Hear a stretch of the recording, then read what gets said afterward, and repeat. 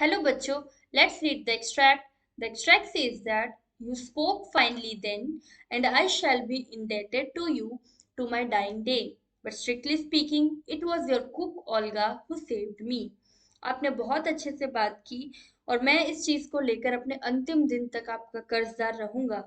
लेकिन strictly speaking, मुझे जिसने सच में बचाया वो आपकी कुक ओल्गा थी। Now let's read the questions. The question says that who speaks these lines to whom and where? Why will the speaker be indebted to the listener? ये lines कौन बोल रहा है, किसे बोल रहा है और कहाँ बोल रहा है, और स्पीकर जो है वो लिसनर का कर्जदार क्यों रहेगा? And the second question is how did Olga save the speaker? Olga ने स्पीकर को कैसे बचाया? And the third question is what opinion do you form of the speaker from this statement?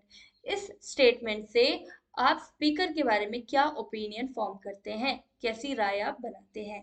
Now let's understand the key concept. Acknowledgement by Lashkoff. Lashkoff का ये स्वीकारना कि किसने उसकी मदद की। The reformed Lashkov speaks these lines to advocate Sergey. एक बदला हुआ लश्कोफ जो अब चेंज हो चुका है वो ये लाइंस बोल रहा है, और किसको बोल रहा है? सर्जी को। सर्जी जो कि एक एडवोकेट है। Both of them were at the ticket window of theatre at the time of this conversation. जब ये कॉन्वर्सेशन हो रही थी तब दोनों थिएटर के बाहर जो टिकट विंडो है वहां पर थे। Lashkov will be indebted to the advocate because he changed his life for good. Lashkov advocate का कर्जदार इसलिए रहेगा क्योंकि एडवोकेट ने उसकी जिंदगी हमेशा के लिए उसके अच्छे के लिए बदल दी है। Now let's understand the second answer. Olga saved Lashkov by her words and her noble deeds. Olga ने लश्कोव को अपने शब्दों और अपने काम से, जो काम उसने उसके लिए किया उसके जरिए उसने लश्कोव को बचाया। She would feel sad at his plight and reprimand him for his waywardness. उसका बहुत ही दुख होता था उसकी हालत देखकर, प्लाइट यानी हालत देखकर, और वो उसे उसके वेवर्डनेस के लिए डांटती भी थी। रेप्रिमेंड यानी डांटना, और वेवर्डनेस होता है जब हम किसी की नहीं सुनते और अपने हिसाब से काम करते हैं। She would cut wood on his behalf and shed tears for his sake. वो उसके लिए लकड़ियां काटती थी, जो कि काम लश्कोव को दिया गया था लकड़ियां काटने का, लेकिन वो उसकी जगह काटती थी और वो आंसू भी बहाती थी उसके लिए। Now let's understand answer number third. What opinion do you form of the speaker from this statement?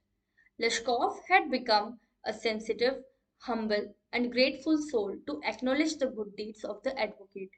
He was polite but straightforward and honest.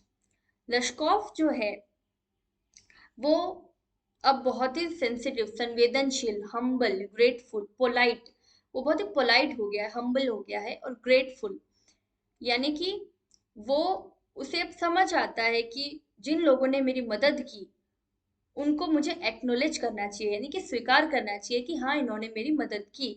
तो अब वो बहुत ही संवेदनशील हो गया है, हम्बल हो गया है, ग्रेटफुल हो गया है, और वो एडवोकेट को उसके अच्छे, जो उसने उसके लिए अच्छे काम किए हैं उसको वो एक्नॉलेज कर रहा है।